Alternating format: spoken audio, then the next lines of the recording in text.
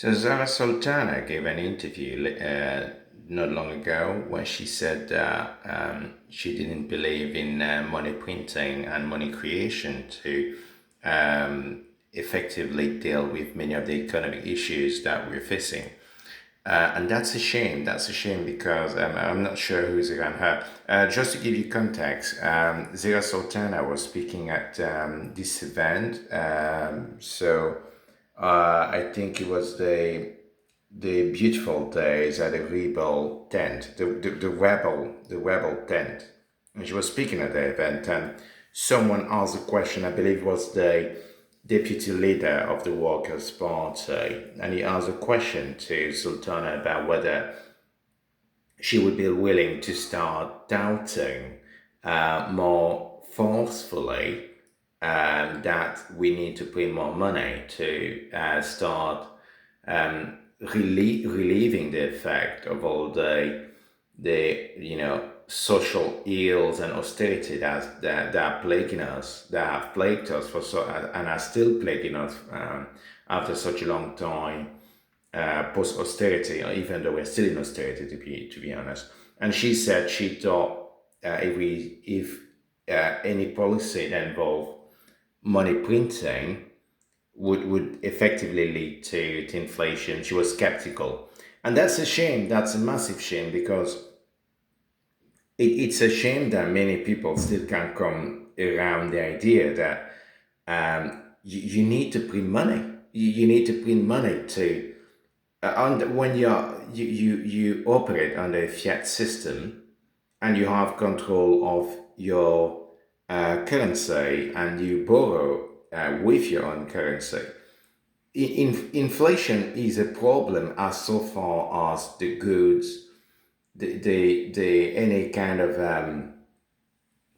constraint on the goods you need to buy or those that you might have to manufacture yourself. But it doesn't mean that you can't get over that hurdle. If anything, you can, and there are ways to go over that hurdle. For example, sovereign currency swaps, something we talk about again and again in Kamenomics, sovereign currency swaps. That's one very powerful way to get over that hurdle. Using your own pension savings, many of the UK pension savings are actually invested abroad. So sell them up and transfer that foreign currency, or rather, more specifically, use that foreign currency to acquire the material, the technology, and the goods that you need to reindustrialize your own economy. Because industrialization is the key. You need to manufacture as many of the goods you need locally to start abating the effects of inflation and then eventually get rid of it. In fact, that's exactly what China has done. China has a deflation problem, and we always mention this in Kamenomics. They have a deflation problem because they have such a powerful industry. China, by the way, prints money every single day. If you want to look at a country that prints money with absolutely no ill effect inflation-wise, it's China. We see, for example, that the United States, they print money every day. They print trillions of dollars. But they have an inflation problem because they don't have an industrial base. Effectively, that money goes on the market. There's not really that much demand for it. And so inflation is going to naturally go up. You're devaluing your currency when you're printing a lot of money. But if you print money and then you build a very powerful industrial base, and by the way, that industrial base doesn't have to be the most performing, the most up-to-date or state-of-the-art industrial base. It absolutely doesn't need to be. It just needs to be good enough at the beginning to sustain, cater to as much of your needs as possible until you can start the next cycle. So in the short term, your short-term cycle, you're really just trying to reindustrialize. In the mid-term cycle, you then want to invest more into upgrading those capacities, and in the long term, you truly want to be at one of the top performing industrial nations out there with lots of robotization, R&D being performed, etc., etc. But that takes time. But it doesn't mean that you shouldn't start the process, and you can only start the process with printing that money, and which is what China has done, which is what South Korea did, which is also what Japan did. All those nations started with the state steering the entire nation towards building a very powerful industrial base, because that's really what makes you wealthy, and that makes you wealthy for the long term. We see Japan, for example, even today is still an extremely wealthy nation, and we see the same in Germany as well. A lot is being said about Germany losing a lot of its economical clout, but from what we see, they still have a very low level of unemployment. Um, Many of the industries are still performing relatively well. It's more a case of whether Germany is going to step up and force the European Central Bank to start printing money to subsidize its own industry, because that's what it should be doing. Not forcing themselves into a straitjacket, but subsidize their own industry and start creating new industries that mean that you ward yourself against inflation. For example, Germany needs to find a way to curb its energy costs, but that would require new investment, which they're not doing, and they're certainly not doing that fast enough. And they absolutely should be subsidizing many of their car makers to get them up to par, up to the level of the Chinese car makers, which are absolutely incredible. And everybody in town should be thinking about what do we do when everything is automated, because people will lose their jobs, right? If you automate everything, people lose their jobs. So we need to think about what society do we want. And Kamenomics talk about that, the fact that we need constant R&D, but that means that more people can move into those kind of areas, because there's a lot that still has to be done. A lot in the world that still hasn't been discovered. We have, for example, the food industry that's still not digitized. I mean, do people ever realize this? Every human out there needs to eat, but when you go to a restaurant, we're still using paper. It's not digitized. Most restaurants can't put their menu online, so that you can order when you're dining in, or even just perform collection. It's just not possible. And things like DoorDash or Deliveroo, or Uber Eats, they're not exactly that. You're not going to be able to use those kind of things for your dining menu. They're not really a natural way to do that. They're way too basic for restaurants, and too expensive as well. The only people that are doing it well right now are these people, GoTaste.uk. So if you look up GoTaste.uk, they are the only people right now who are trying to digitize the food industry. GoTaste.uk. So if you have a restaurant, please look them up. But the problem is that so to this day, going back to our discussion, going back to the fact that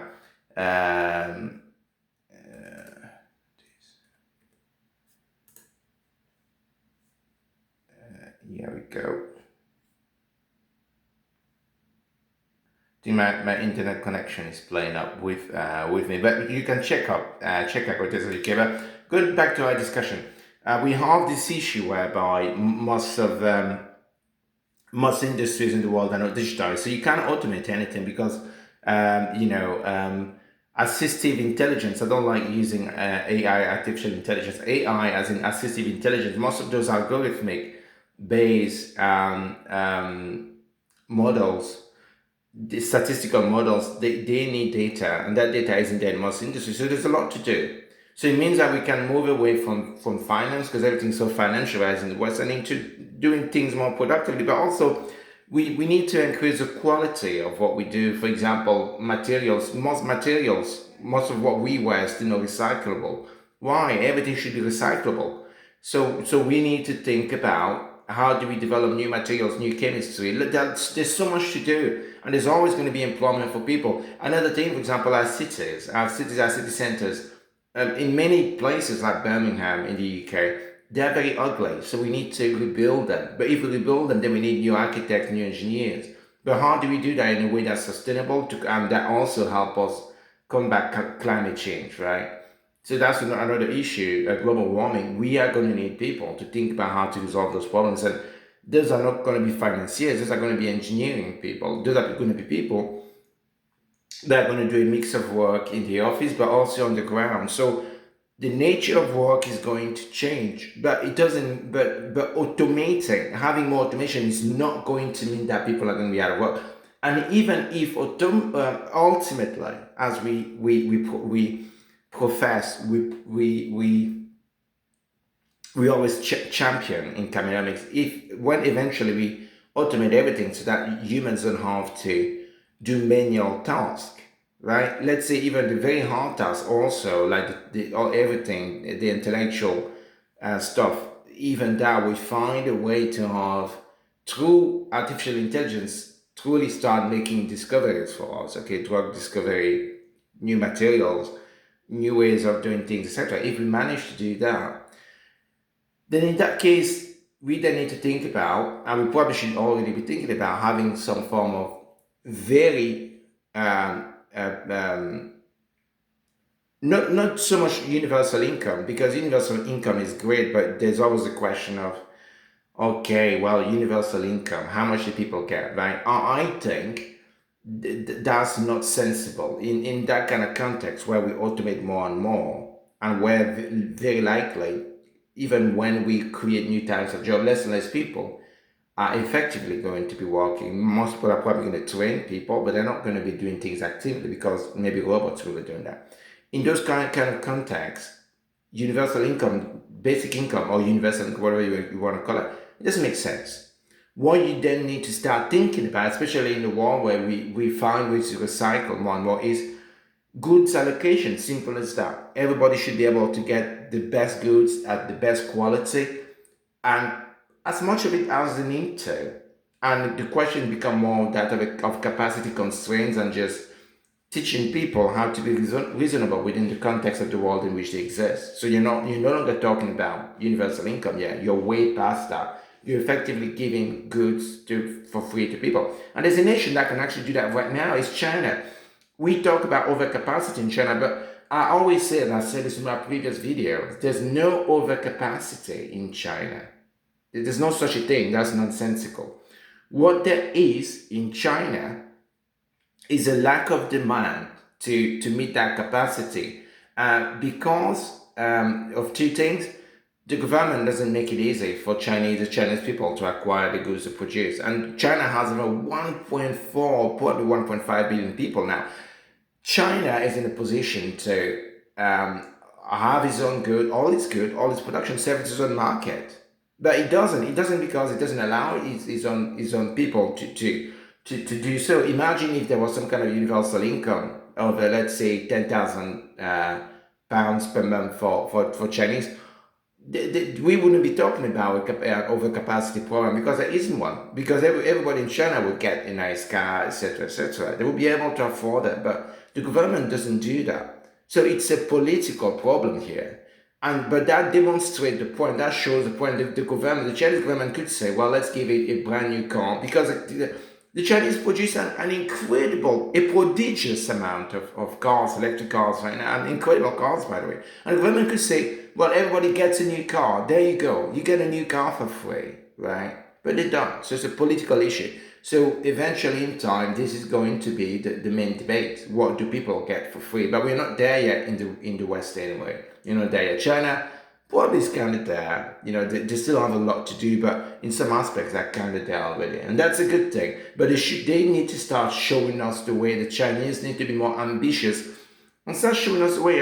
And through Kamenomics, we are also trying to show the way, shed light on those problems, which are many of economical issues are very much, as is often said, man-made. They're more a question of mantra, they're more a question of dogma than, there actually being a problem.